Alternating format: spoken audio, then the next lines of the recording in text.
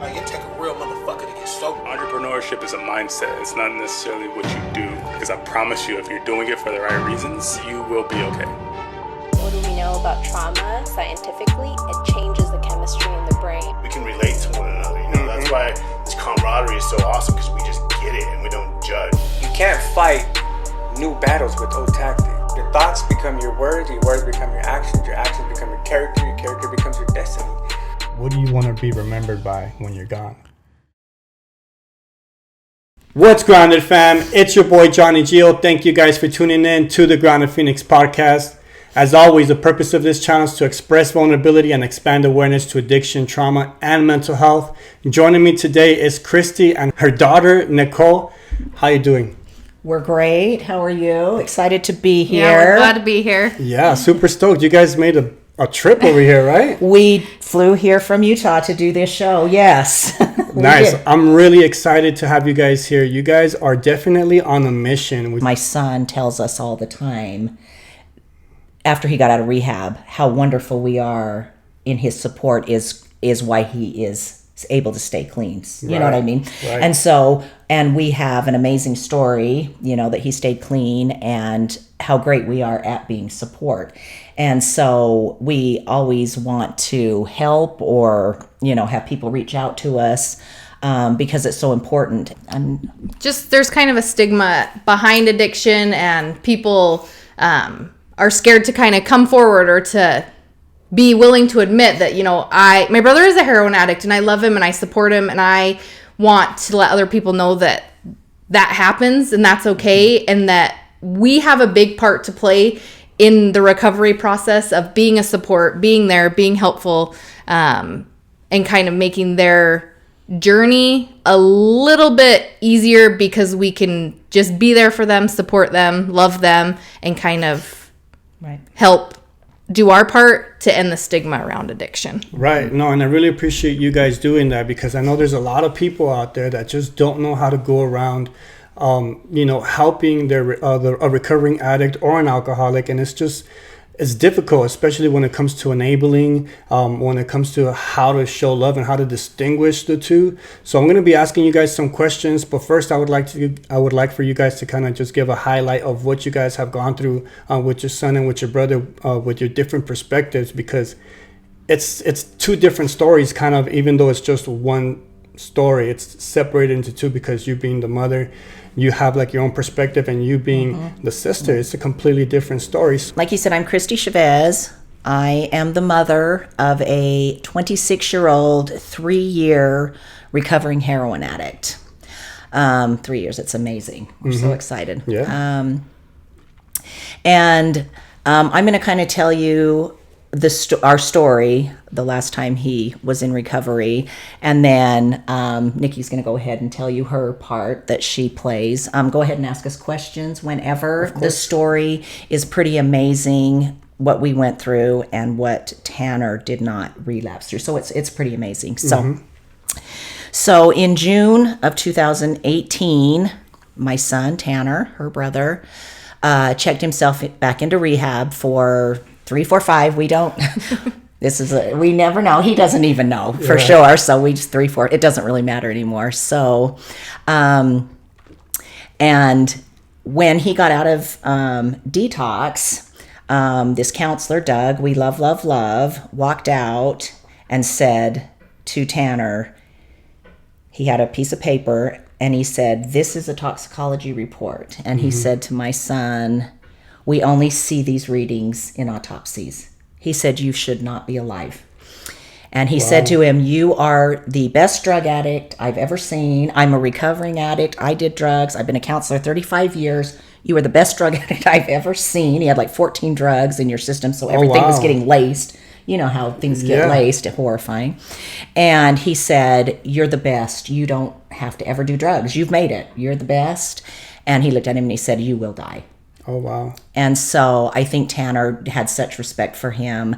And at that time, he was thinking a little more clearly, you know, because I know you don't really care about thinking about death when you're in survival mode, right? Of course. Right. So I think that was a really great thing that, Tanner heard.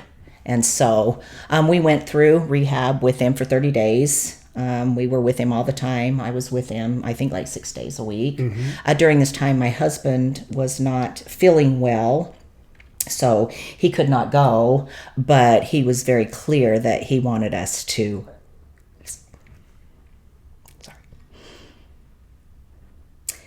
save Tanner. You know, that's just, he was like, I'm going to the doctor, you know, you just save Tanner, you know. So I did. And so I brought Tanner home on July 13th. And on July 15th, I found my husband dead. Oh my God. In our house. Of course, we were devastated and shocked, and we didn't know why he was dead. He was sick, but going to the doctor. And of course, we're very worried that Tanner would relapse. I mean, that we're not addicts, so we don't know what triggers are, but we assumed every one of these instances would be a trigger to a 24-year-old child who's now 35 days clean, right? Of course. But as we say that, we're not addicts, so we don't know what triggers them. But we were very worried about him. And so he was gone away on a camping weekend, and he drove by the house and he saw the commotion and he didn't want to come home. Bless his heart. And so he was calling my phone, and her husband, I couldn't even answer the phone. I was tired from the rehab, and now my husband's dead, and I had found him, you know what I mean? And as I tell this story, you know, everybody kind of think about each one of these in themselves is such an unbelievable physical and emotional trauma for us. And imagine being a 24-year-old, 35-day recovering heroin addict. Of course. I mean, that it's amazing. And so Lance, bless his heart, we love him, answered the phone and just said, you know, Tanner, just come home, and it's not about you, because there's tons of cops, you know. And so Tanner came home, and we said, you know, he walked in the house and we said Dad had passed, and he was upset, of course. We all were, and stunned, and we told him, Tanner, you know, whatever happens, whatever you do, you just can't relapse. Me and Nikki cannot. We're exhausted. We cannot do one more thing, you know? Right. And he did not. He did great. In fact, he was kind of the strong one for us at that time, and I think that was probably a good thing too. He took on that strong role for us, you know. 35 days only? He was 35 days. Oh, wow, that's so incredible. From June, it was like June 11th, and I brought him home on July 13th. Wow. And so we got through that. And then on September 11th, my son was in this horrible, horrible car wreck on a freeway in Utah. He was hurt, but not really bad.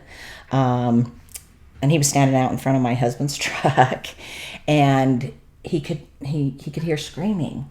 And he looked around, and there was this SUV that had rolled with this semi, and so he ran over there, jumped this fence, cut his leg open, jumped up on top of this SUV, and there was a mother and her 3 kids trapped in the car, and they could not get out. And so my little cutie Tanner, our little cutie Tanner, rescued this mother and her children out of this car. Wow. I mean, he was in the news. He was in the newspaper. I mean, he was this hero, you know, and of course nobody knew he was a heroin addict, right? But here's the heroin addict running over to save. Oh my God. Right. And risking his own life. Risked his own, yeah. It was an amazing thing. The thing that's kind of unfortunate is all of us, even him, were stunned one more thing had happened to us. He didn't get near the credit he deserved. You know what I mean? Because that was an amazing thing. And of course, we always, you know, oh God, Tanner, you can't relapse over this. And I wasn't really worried about the car wreck, about him relapsing. For some reason, I don't know, it just didn't rise. You know what I mean? He did not. And then on October 24th, I was diagnosed with breast cancer. Oh, man. 3 months after my husband had died. And now Tanner's been clean for, right. When it rains, it pours. Yeah, Oh horrifying, my God. right. And so that was the time I think I was most nervous that he would relapse. Like, oh my gosh, no, now my mom is, because we didn't know how bad it was. We didn't know anything at that time. You know what I mean? So anyway, I was at work and I got the call, and I was thinking, you gotta be kidding me. Yeah. And that's why I say we can't take one more thing. You have to take one more thing. When one more thing comes at you, you don't know how strong you are until being strong is your only choice, right? Damn. For us. And so I called Nikki, and she was amazing.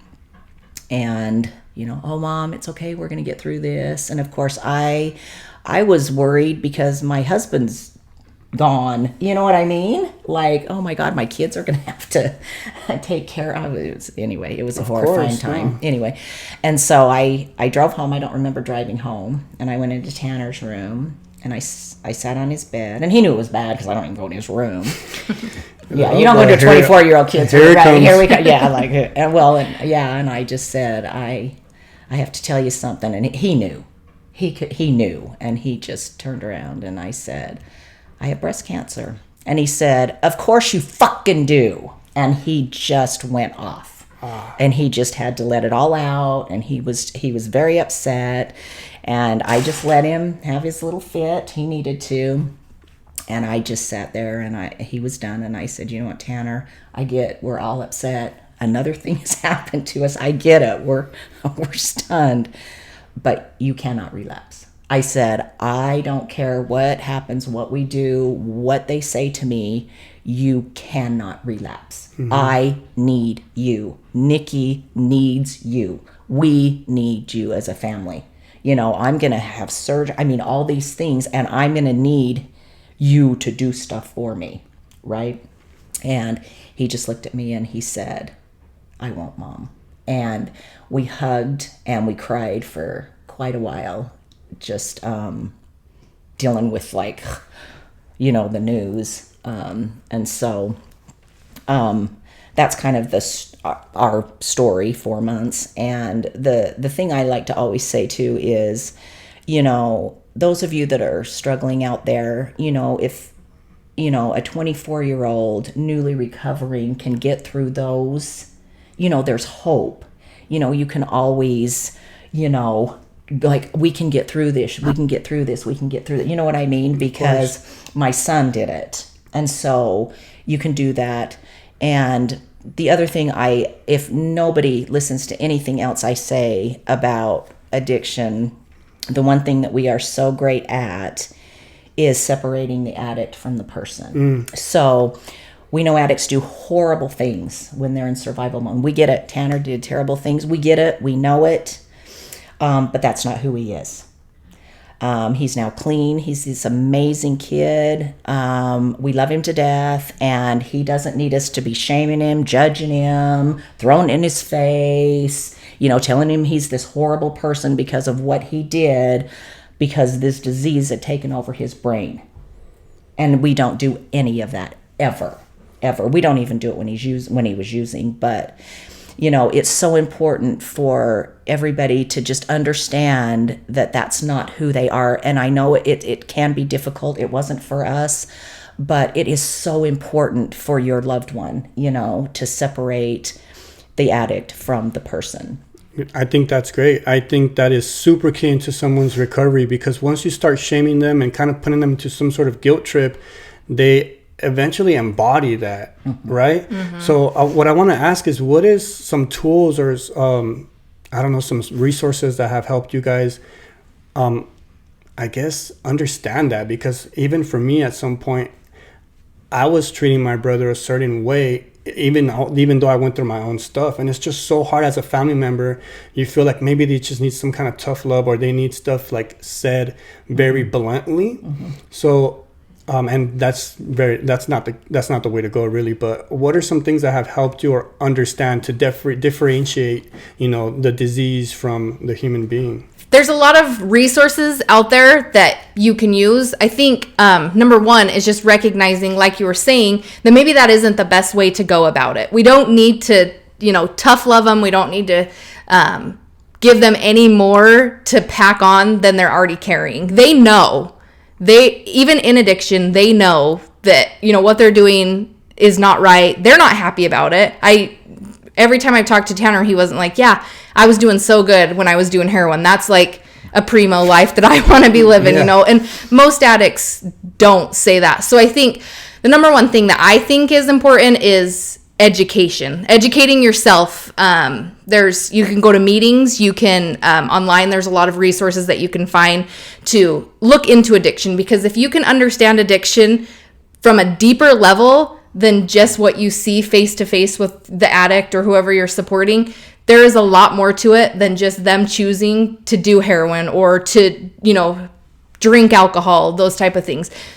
There's a lot more to it. And if you can understand that and kind of see more where they're coming from and be empathetic, then you're going to be able to relate more on a level, and you're going to be able to help them more than just trying to guide them. Because I think it doesn't help them to say, you need to stop. Like, they know that this is not the life that they want to live, or this is how they want to be, But they you know, can't going about things, but it's not just stop. Right. So when you understand more of that, I think when you can find compassion for them and understanding and know that they're still a human being, they're struggling, they have their own struggles, and I would guarantee that everyone has a struggle. It might not be alcohol, it might not be drugs, it might not be, you know, big things that people can see on the outside, but when somebody empathizes with you, then you're able to get more to the core of the issue and kind of work through things together.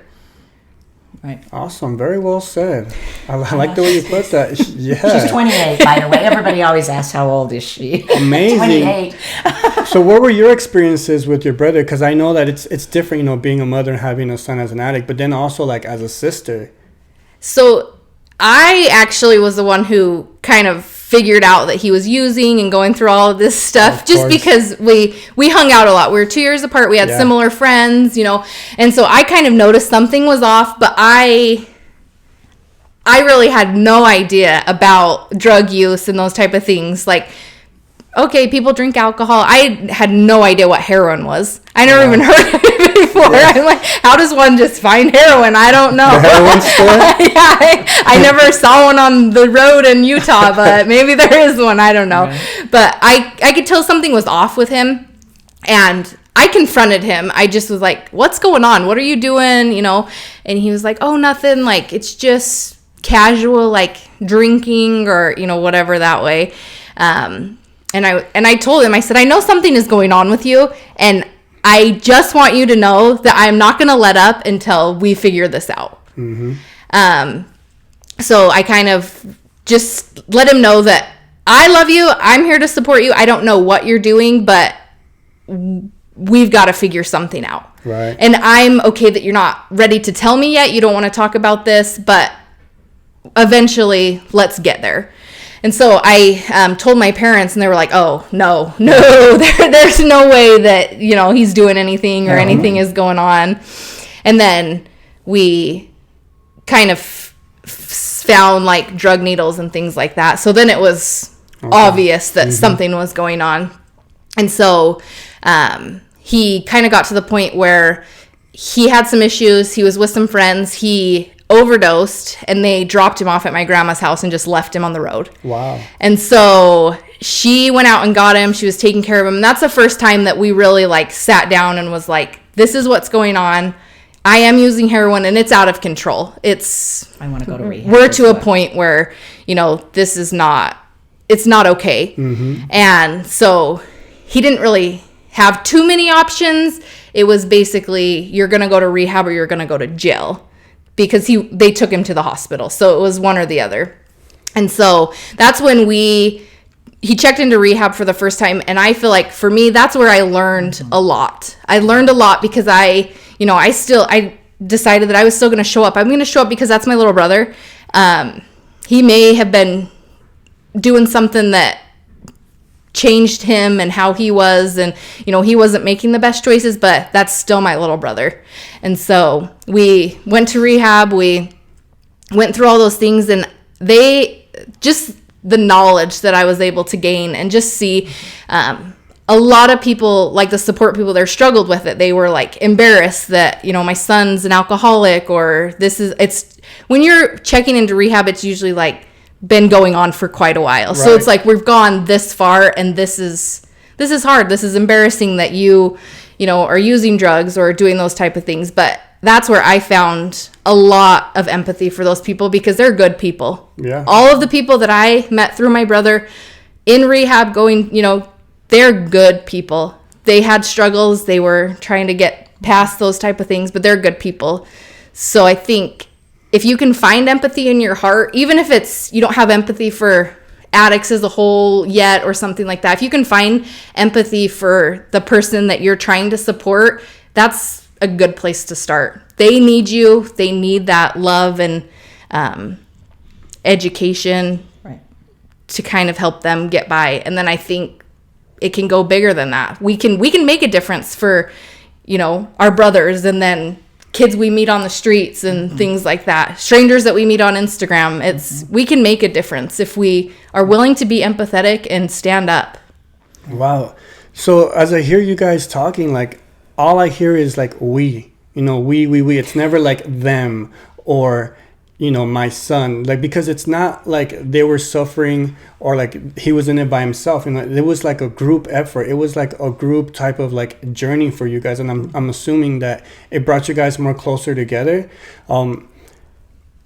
As a person, for you two, what were like the biggest challenges for you guys to find that unity or come together? Because I think a lot of people find that very difficult and kind of just say, damn, they're going through this, instead of saying like, we're going through this. Is it like acceptance, or what do you think was like the biggest challenges, at least for you guys, and maybe some solutions for that? When he was using, he moved out when he was very young, I was so grateful, because then I didn't have to be the big asshole, which I usually am the asshole.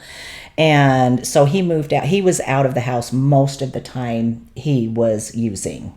I mean, a few, maybe a little, how many, 8 months, maybe before. And then I didn't think he was using this second time. Right. Yeah. So I enabled him for a really long time, which was not good. I wouldn't do it again. I learned a lot from that. And then when I got to the breaking point, I just found some needles in his room, and I was like, oh great, I guess you're trying to tell me, right? And so it's like a cry for help. Oh Christ, I threw a fit. I was like, don't ever come back to this fucking house. And I called, I got an alarm put in, I got all this. I mean, I'm telling you, I was so mad that he had went back. And so we totally get that you have those emotions and feelings, and it's not the best ones to have.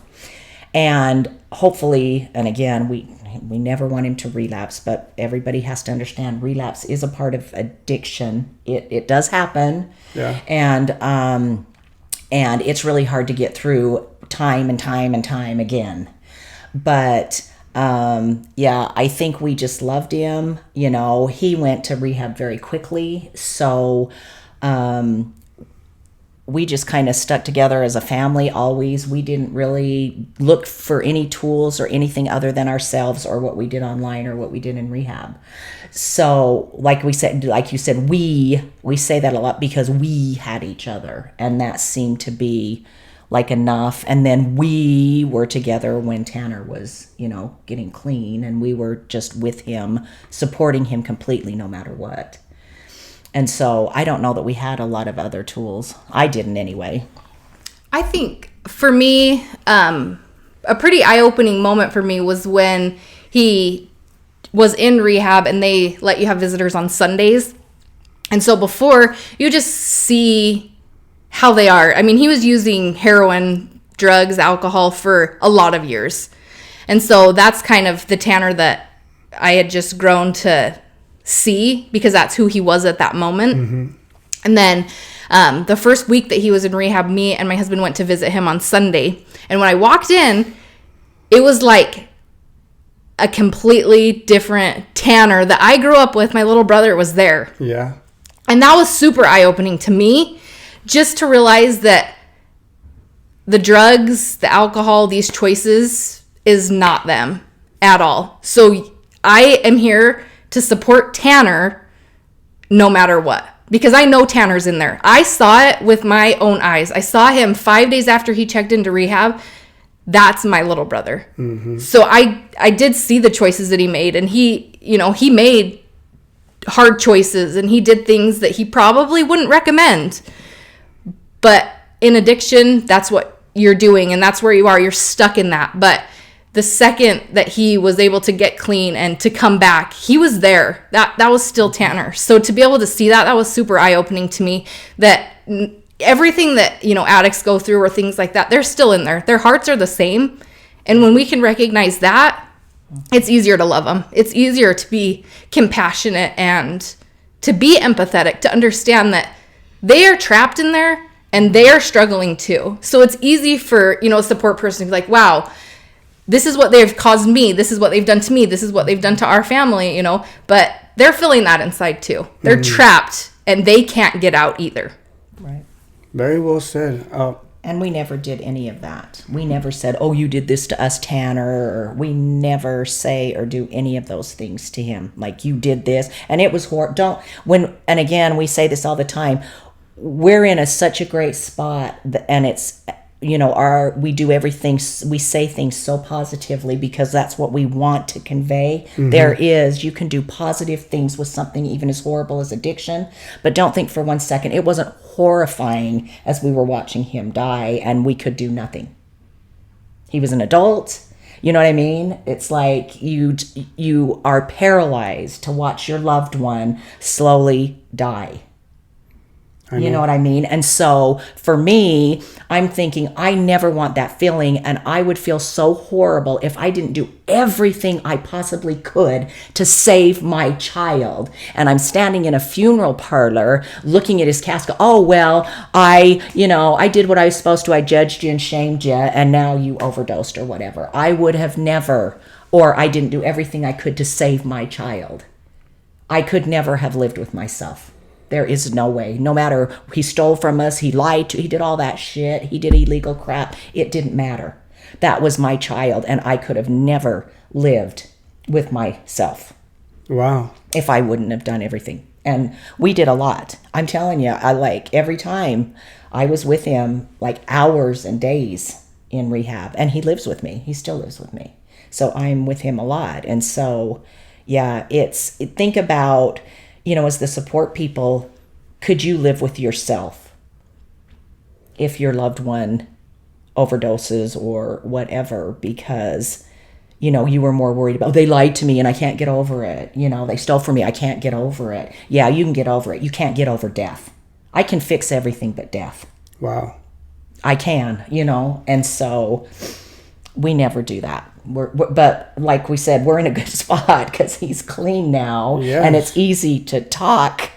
We would have done these shows when he was in the middle of his addiction, it may have not been. We still would have tried to be as positive because we've been through horrible traumas even as a family, and we've turned it into something so positive. You know what I mean? We're doing this. We've survived these traumatic things. He survived a horrible addiction, and we've turned it into such a positive thing, to help people. Of course. I think that's a beautiful thing. It's definitely a blessing. Earlier you talked about how you kicked his ass out of the house and finally. And I know for a couple of my friends, actually, that's one of the things that saved them, from or they had to reach that bottom because their family members were probably enabling them. And I know there's a lot of people that don't know how to deal with it, that enabling part. How do you love somebody without enabling them and setting boundaries? It's funny. Anyway. So I think it's hard. Like she says, you don't, because after we had already been through rehab with him, you get to see. It's pretty amazing after, living a life in recovery it's pretty cool to be able to see after you see somebody struggle. It's a happy place to be. That's where everybody, strives to be. I think as a support person, that's where I would want to see all the addicts, in recovery, because that place is good. Mm-hmm. You're good. So I think maybe a little bit it was hard to wrap your mind around, here we go again. Mm-hmm. Because you're kind of starting over a little bit when you're like, hey, we're back in active addiction. He's using heroin again. This is, he was clean, I think, A year? Yeah, a little bit over a year. And that was cool to be able to see that. He had overcome it. He was doing super good. So I think it was kind of hard to just accept that your reality is he's using again. And we have got to do something again. Because we're still going to show up. So we're going to rehab again or, whatever that way. Or he's going to die. Yeah, and that was kind of a hard thing too, because sadly, that is part of the reality of addiction, that he's going to get clean or he'll die. He can't sustain using heroin for 80 years, And so that was kind of hard to realize, because I think once you accept it, then that's when you're going back into the reality of it. So it's a little bit easier to sit back and just say, no, I don't think so. I don't think that he's using again or, those type of things. Denial. Yeah, exactly. Oh, I was in huge denial. Oh, absolutely. Absolutely. Because they kept telling me and I'm like, no. And unfortunately, being in denial doesn't change the reality. No. Right. So the reality was still there that he was using again. Right. And I think as hard as it is to accept that, you kind of have to. You can't keep moving on like life is cush, we're good, everybody's good, because ultimately that addict is still using. They're still, going through all that stuff again. And I mean, ultimately our goal as a family was to get him clean and to be in recovery and to, be able to just carry on that way. And I would probably think that's most people's goals. You don't want to watch a loved one suffer like that with addiction. Or OD from heroin. I mean, heroin is so scary on the street today. Right. No, yeah, there's fentanyl in it. Oh, my God. It's bad. It's too strong. It's horrifying. Yeah. And so I think the enabling, it's a little bit easier. It's just easy to carry on that way and just to think, things are okay. And really, during that time, it was okay. He didn't overdose. He didn't die. He did, so it was okay. But it also was just prolonging the inevitable. So, sitting back and enabling and allowing that behavior to happen. Obviously, in our situation, it didn't cause, anything catastrophic to happen, but it could. So I think kind of recognizing that, as hard as it is to kind of step up and say, okay, I understand that you're using. And I think when you understand addiction, it's a little bit easier to say, I understand that. I understand, what you're going through, what you're feeling, all of this stuff. But I have to step back because I can't support you while you are using. Right. I love you, but I'm going to love you from a distance until you're ready to get this fixed. Right. And I think that also, when you also just try to maybe do more work than they do, you end up building like some sort of resentment and you just get burnt out and tired. I know that's the situation that happened with me and my brother. Like I was sharing with you guys earlier. I was kind of showing him tough love just because I was like, dude, I know this is going to work. So just do it. And he wouldn't want to do it. And then I was just like noticing that I was doing stuff for him. And I was like, wait a minute. It's no good if I'm doing things for him. He has to do them for himself. So I had to take a step back and I had to analyze, dude, like you're building resentment towards your brother and in turn, like you're losing not love, but like you're losing respect for him. And that is not good. So I had to really look at myself and say, okay, what else can I do? And I started loving him kind of from afar, but I started to say, okay, I know you're in your active addiction, but I also want you to be a part of my life in one way, shape, or form, whether that's texting him every morning, letting him know, hey, bro, like I love you. You're my brother. I'm here for you if you need anything. Just that alone, I think helps. Yeah. And not necessarily going to the liquor store, buying him beer or letting him use my car or doing things to get his way, right? It's setting a boundary. I think really helps. So thank you guys for sharing that. I think a lot of people struggle with that. And I think a lot of mothers in particular, I know my mom. My mom was like, as long as he's home safe, I don't care if he's locked in the room. But then one morning she breaks the door open and he's blue in the face, like like choking on himself, So that is very traumatic. But at the same time, one thing I do want to talk about is I know you guys are supporters and you share you guys' story. You guys tell me that it's hard to see other people do what you guys are doing, maybe out of embarrassment or just like they don't know how to articulate it. What is some advice to some people that are watching and they're like, man, they got a lot of balls to do that shit? How can I build that courage like how they're doing? Because I think what you guys are doing is an amazing thing and it could really help a lot of people.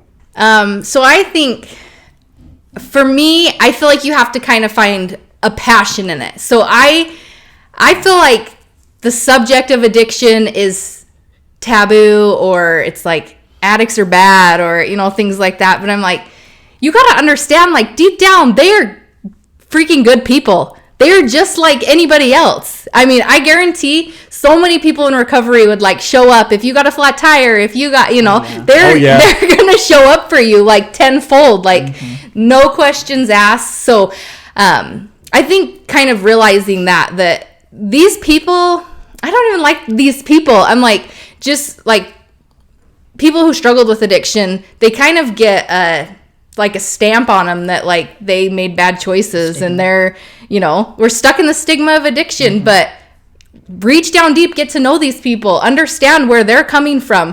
Because I think people have compassion for people that are fighting cancer. Right. And they're like, man, that sucks. That is sad. You know, they're stuck in this or whatever. And it's similar with addiction, but I think it's so taboo right now. So I think just finding a passion and understanding, and if that passion is lit by, you know, your little brother being a heroin addict, that's big.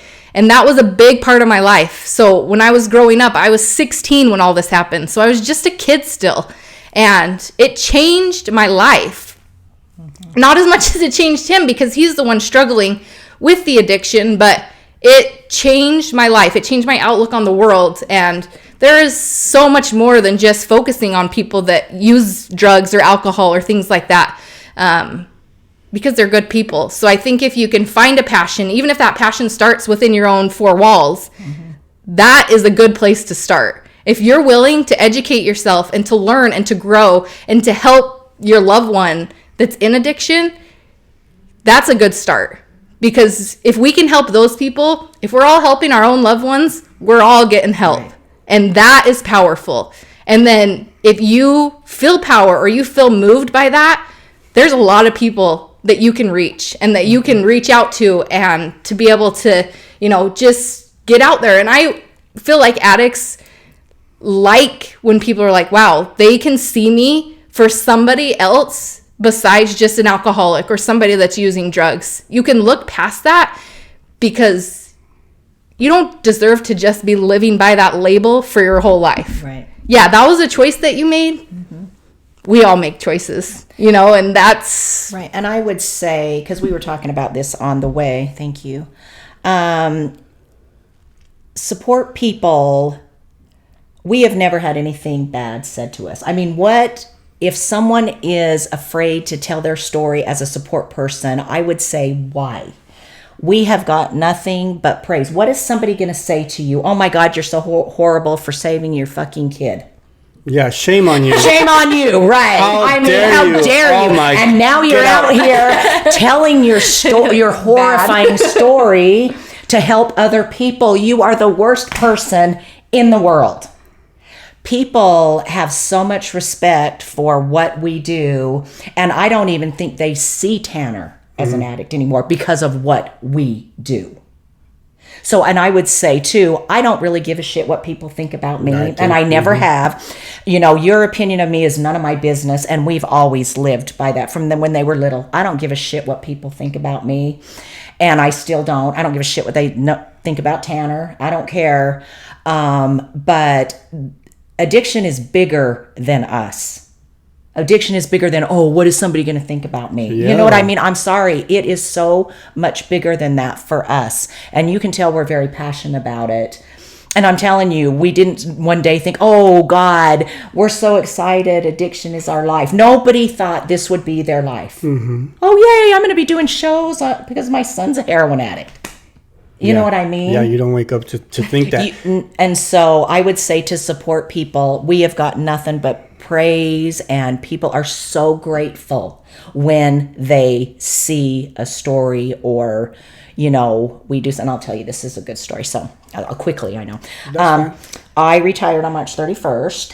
And we started doing this during COVID, right? And there was an employee part where they said, tell what you did during COVID to help the community or whatever was going on in the world. Well, addiction and overdose had just gotten way out of control. Booming, yeah. So it was a pandemic within itself. So my boss kept saying, "Oh my God, Christy, you need to do the story about what you and your daughter are doing for this employee pride. You need to." And I just didn't want to deal with work and my personal life and work life. But when I got close to retiring, I wrote this article. It's amazing. I'll send it to you.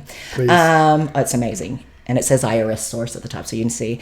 And it got published. It went out to 90,000 people. Wow.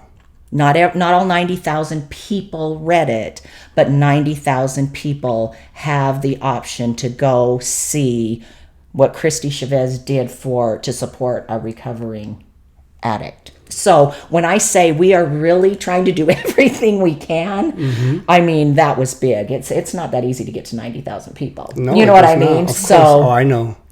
You're right. I mean, and it was, I mean, even the outreach from IRS was amazing. I mean, people came back and said, "Thank you. Oh my God, you're so amazing." And we don't even look at it as being amazing or we're doing something, but we really are.